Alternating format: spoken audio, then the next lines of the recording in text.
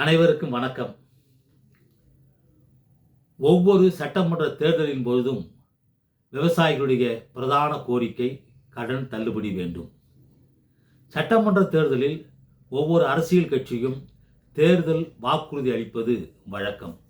அந்த வாக்குறுதியை நிறைவேற்றுகிற வகையில்தான் ஒவ்வொரு சட்டமன்ற தேர்தலின் பொழுதும் விவசாயிகள் நாங்கள் பெற்ற கடனை தள்ளுபடி செய்யுங்கள் என கோரிக்கையை விடுத்து வருகிறோம்.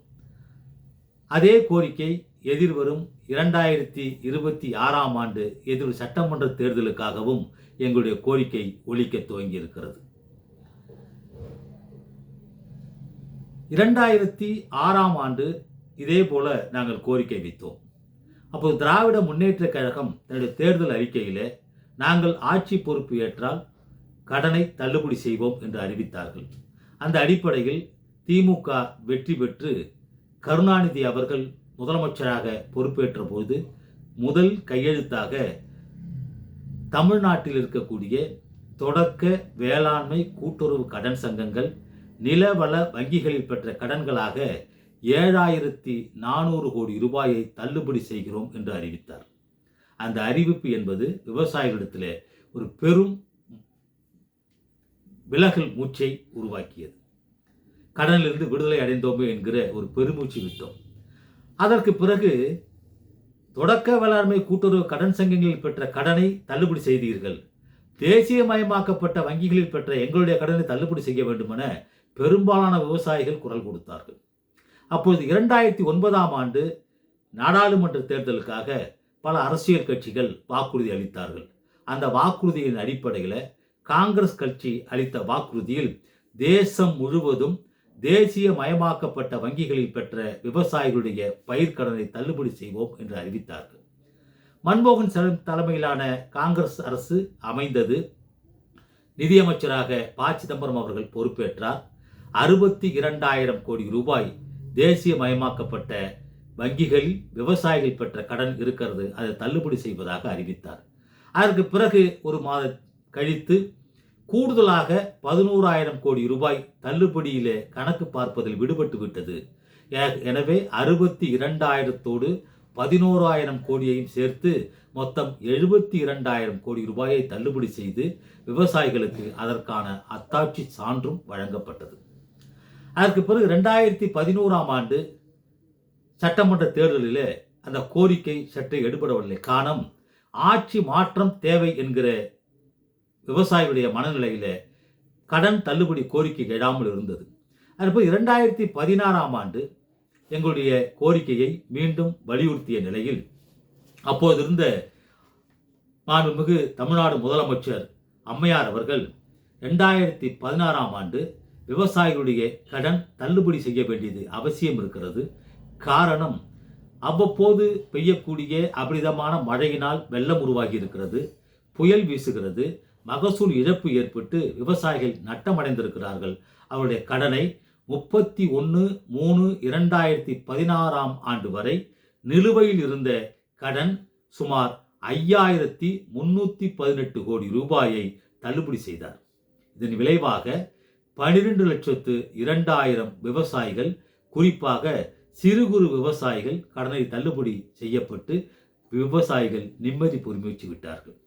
அதற்கு பிறகு 2017ஆம் ஆண்டு ஒரு மிகப்பெரிய வறட்சியின் தொடர்ச்சியாக இந்த காலகட்டத்தில் மிகப்பெரிய நட்டம் ஏற்பட்டது.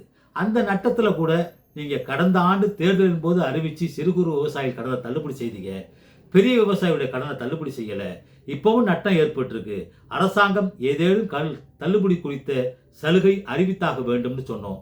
அப்போது அதிமுக ஆட்சி காலத்தில் இருந்த அம்மையார் அவர்கள் 2,247 கோடி ரூபாய் நிவாரணமாக, வறட்சி நிவாரணமாக அறிவித்து விவசாயிகளுக்கு நிவாரணத் தொகை வழங்கினார்.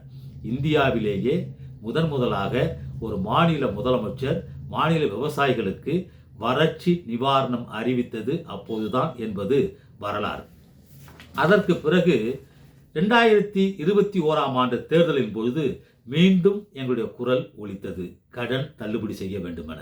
அப்போ கொரோனா நோய் தொற்று காலம், மிகப்பெரிய அளவில் பாதிப்பு, விவசாயத்தை தவிர மற்ற அனைத்து தொழில்களும் முடங்கி போன நிலையில், வெளியிலே யாரும் நடமாட முடியாத நிலையில், வேளாண் விளைபொருட்கள் மட்டுமே விவசாயிகளுக்கு மூலமாக உற்பத்தி செய்து நுகர்வோருக்கும் பொதுமக்களுக்கும் கொடுக்கப்பட்ட காரணத்தினால் போதுமான கட்டுப்படியான விலை இல்லாததில் மிகப்பெரிய நட்டம் ஏற்பட்டது.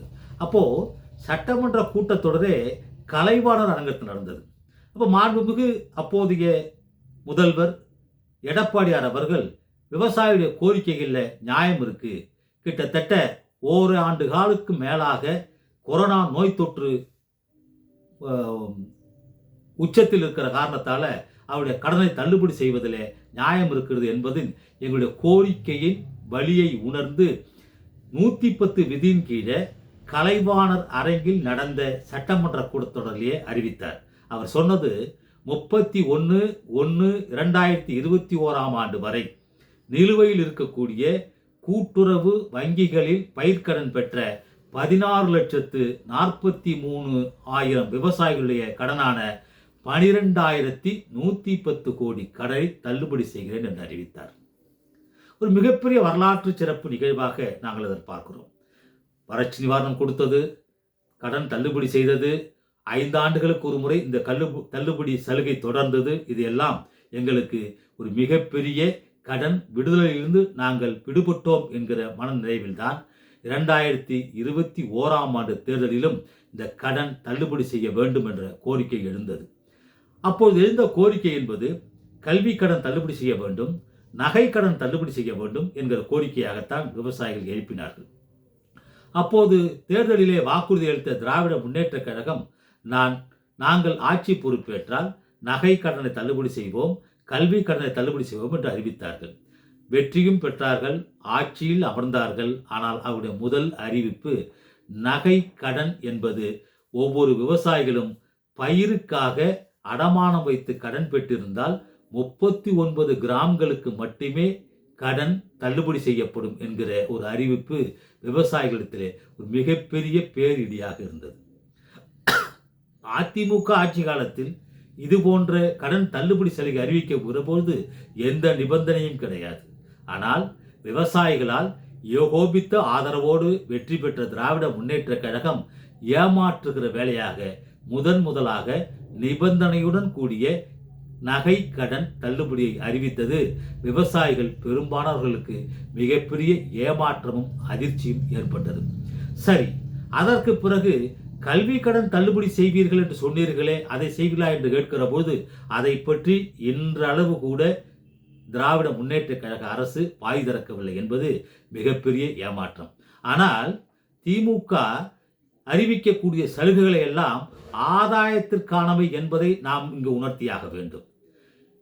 பெண்களின் பொருளாதார மேம்பாட்டிற்காக பெண்கள் சுய உதவி குழுவிற்கு கடன் அளித்தோம், அந்த கடனை தள்ளுபடி செய்ய வேண்டும், அவர்கள் கடனை தள்ளுபடி செய்கிறோம் என்று அறிவித்த திராவிட முன்னேற்ற கழகம் 2,117 கோடி ரூபாயை 1,01,897 மகளிர் சுய உதவி குழு கடன்களை தள்ளுபடி செய்திருக்கிறது.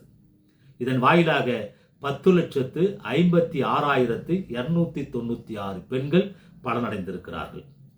அது மட்டுமல்ல, அந்த 39 கிராமுக்கு உட்பட்ட கடனை தள்ளுபடி நகை கடனை தள்ளுபடி செய்த திராவிட முன்னேற்ற கழக அறிவிப்பில் 4,918 கோடி ரூபாயை 11,83,091 குடும்பங்கள் பயனடையக்கூடிய வகையில்தான் அந்த அறிவிப்பு இருந்தது. இப்போ மகளிர் சுய உதவி குழுவுக்கு அளிக்கப்பட்ட கடன் வாக்கு வங்கிக்காக அளிக்கப்பட்ட கடனாகவே நாங்கள் பார்க்கிறோம். அந்த வகையில் விவசாயியுடைய கடனையும் நீங்கள் தள்ளுபடி செய்ய வேண்டுமா வேண்டாமா? கடந்த 4.5 ஆண்டு காலத்தில் பயிர் காப்பீட்டு திட்டத்தின் வாயிலாக குறுவை பயிருக்கு காப்பீட்டு திட்டமே அறிவிக்காமல் ஒரு அரசு செயல்படுத்தியது. மிகப்பெரிய மழை பொழிவு, புயல், வெள்ளம் இதில் பாதிக்கப்பட்ட விவசாயிகள் பெருமளவில் பாதிக்கப்பட்டிருக்கிறார்கள். அதற்கு பிறகு தற்பொழுதும் திட்டத்தை அறிவித்தீர்கள். இதுவரை விவசாயிகளுக்கு ஒரு நிவாரணம் என்பதோ இழப்பீடு என்பதோ இல்லாத நிலையில் இருக்கிறது. கடந்த ஆண்டு 24 நவம்பர் மாதம் டிசம்பர் மாதம் பெய்த மழையினால் பாதிக்கப்பட்ட விளைநிலங்களுக்கெல்லாம் நிவாரணம் வழங்க வேண்டும் என்று கேட்டோம். அதுபோல ஜனவரி மாதம் பருவம் தவறிய மழையினால் பாதிக்கப்பட்ட அறுவடைக்கு தயாராக இருந்த விளைநிலங்கள் எல்லாம் பாதிக்கப்பட்டதை சுட்டிக்காட்டினோம். தற்பொழுது 267 கோடி ரூபாயை விடுவித்தோம் என்று நிவாரணத்தை அறிவித்தீர்கள். ஒவ்வொரு விவசாயிகளுக்கும் 2000 ரூபாய் 3000 ரூபாய் அளவில் தான் நிவாரணத் தொகை கிடைக்கப்பட்டிருக்கிறார்கள். இது எந்த வகையில் விவசாயிகளுடைய நட்டத்தை ஈடு செய்யும் என்பதை பார்வையாளர்கள் தான் முடிவு செய்ய வேண்டும். அந்த அடிப்படையில் தான் இந்த ஆண்டும் எங்களுடைய கோரிக்கையாக கடனை தள்ளுபடி செய்யுங்கள் என்று கோரியிருக்கிறோம். ஆனால் மாண்புமிகு தமிழ்நாடு முதலமைச்சர் அவர்கள் அது குறித்த எந்த ஒரு அறிவிப்பும் இதுவரை இல்லை. மாண்புமிகு பாரத பிரதமர் அவர்களுக்கு எதற்கெடுத்தாலும் கடிதம் எழுதுகிற மாண்புமிகு தமிழ்நாடு முதலமைச்சர் அவர்கள் விவசாயிகளுடைய பிரச்சனைக்காக எந்த ஒரு கடிதமும் எழுதியது கிடையாது. பல்வேறு தொழில் வர்த்தக நிறுவனங்களுக்கும் தொழிலதிபர்களுக்கும் மோடி அவர்கள் பல ஆயிரம் கோடி கடனை தள்ளுபடி செய்து விட்டார்கள் என்று குற்றம் சாட்டுகிற திராவிட முன்னேற்ற கழகத்தில் கூட்டணியில் அங்க வைக்கக்கூடிய கூட்டணி கட்சிகள் மிகப்பெரிய அளவில் குற்றம் சாட்டுகிறார்கள். அவர்கள் கூட முதல்வருக்கு அழுத்தம் கொடுத்து தமிழ்நாட்டு விவசாயிகளுடைய கடனை நீங்கள் தள்ளுபடி செய்யுங்கள் என்று ஒரு கோரிக்கை கூட வைத்தது கிடையாது. என்னுடைய வேண்டுகோள் எல்லாம் விவசாயிகள் பெருமளவில் நட்டத்தில் இருக்கிறோம், அரசாங்கம் எங்களை கண்டுகொள்ளவில்லை, திராவிட முன்னேற்ற கழகம் எங்களை ஏமாற்றி இருக்கிறது. எனவே சமூக அக்கறை உள்ள உழவர்களின் நலனில் விரும்புகிற அனைத்து அரசியல் கட்சிகளும் ஆர்வலர்களும் எங்கள் கடன் தள்ளுபடி கோரிக்கையை தொடர்ந்து வலியுறுத்தி கேட்டுக்கொள்கிறோம். ஒரு நம்பிக்கை ஏற்பட்டிருக்கிறது. மாண்புமிகு தமிழ்நாடு முதலமைச்சர் அவர்கள் பல்வேறு திட்டங்களை அறிவித்திருக்கிறார்கள். சமீபத்தில் அது ஒரு முக்கியமான திட்டம், உங்கள் கனவு திட்டம் என்கிற திட்டத்தை அறிவித்திருக்கிறார்.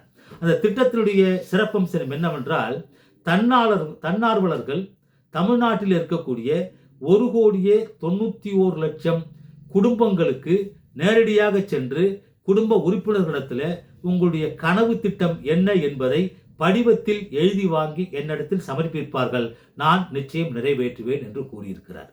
ஒரு ஆறுதலான விஷயம். ஏமாற்றிய திராவிட முன்னேற்ற கழகம் இனியும் ஏமாற்றாது என்கிற நம்பிக்கையில்தான் மாண்புமிகு தமிழ்நாடு முதலமைச்சர் அவர்களே எங்களுடைய தமிழ்நாட்டினுடைய ஒட்டுமொத்த விவசாயிகளுடைய கடன் கனவு திட்டம் என்பது நீங்கள் எங்களுடைய கடனை தள்ளுபடி செய்ய வேண்டும் என்பதுதான் கோரிக்கை. நிச்சயம் இதை நிறைவேற்றுவீர்கள் என்று கேட்கிறோம். நீங்கள் மற்ற அரசியல் கட்சிகள் தேர்தல் வாக்குறுதி அளித்தாலும் கூட ஆட்சி அதிகாரத்தில் இருக்கக்கூடிய உங்களிடத்தில் தான் நாங்கள் உறுதியாக கேட்க முடியும். நீங்கள் தான் அந்த உத்தரவாதத்தை அளிக்க முடியும். நீங்கள் உத்தரவாதம் அளித்தால் உங்களுக்கு ஆதரவு அளிப்பது தொடர்ந்து விவசாயிகள் பரிசீலிப்பார்கள். உத்தரவாதம் அளிக்கவில்லை என்றால் பரிசீலிக்க மாட்டார்கள். காரணம், நீங்க உத்தரவாதம் அளிக்க மாட்டீர்கள் என்கிற எண்ணம் தான் எங்களுக்கு எழுகிறது. காரணம், தேர்தல் வாக்குறுதியில் அளித்த வாக்குறுதிகளை நீங்கள் முழுமையாக நிறைவேற்றாமல் ஏமாற்றிய ஆட்சியாளர்கள் என்பது எங்களுக்கு தெரியும். எனவே இப்பொழுதும் ஏமாற்றத்தான் பார்ப்பீர்கள். காரணம், விவசாயிகளை நம்பி திட்டங்களை அறிவித்தால் அவர்கள் நம்மளை ஏமாற்றி விடுவார்கள், நமக்கு அவர்கள் வாக்களிக்க மாட்டார்கள் என்பதால் தான் யாரெல்லாம் உங்களுக்கு வாக்களிப்பார்களோ அவர்களுக்கு ஆதாயத்திற்காக வாக்குகளை பெறுவதற்காக இங்கு திட்டங்களை அறிவித்து செயல்பட்டு கொண்டிருக்கிறீர்கள். கடன் தள்ளுபடி சலுகை திராவிட முன்னேற்ற கழகம் அறிவிக்காவிட்டால் எந்த ஒரு விவசாயியும் திமுகவை ஆதரிக்க மாட்டோம் என்கிற உறுதியோடு தெரிவித்துக் கொள்கிறோம். மாற்று அரசியல் கட்சிகளோ அனைத்திந்திய அண்ணா திராவிட முன்னேற்ற கூட்டணியோ இந்த தேர்தல் வாக்குறுதியை அறிவிக்கும் பட்சத்தில் எங்களுடைய ஆதரவு என்பது முழுமையாக அவர்களுக்கு மட்டுமே இருக்கும். காரணம், ஏற்கனவே அவர்கள் 3 முறை வாக்குறுதி அளித்து எந்தவித நிபந்தனையும் இல்லாமல் தள்ளுபடி சலுகையை கொடுத்திருக்கிறார்கள். எனவே எதிர்வரும் தேர்தலில் தேர்தல் வாக்குறுதியை முழுமையாக நிறைவேற்றக்கூடிய கட்சிகளுக்கு எங்களுடைய ஆதரவு உண்டு. தள்ளுபடி செய்வதாக கூறி எங்களை ஏமாற்றிய திராவிட முன்னேற்ற கழகத்திற்கு விவசாயிகள் பாடம் புகட்டுவார்கள் என்றே தெரிவித்துக் கொள்ள கடமைப்பட்டிருக்கிறேன். நமது உழவர்களின் குரல் இதுபோன்று பல தளங்களில் பல கருத்துக்களை கொண்டு தொடர்ந்து பயணிக்கும்.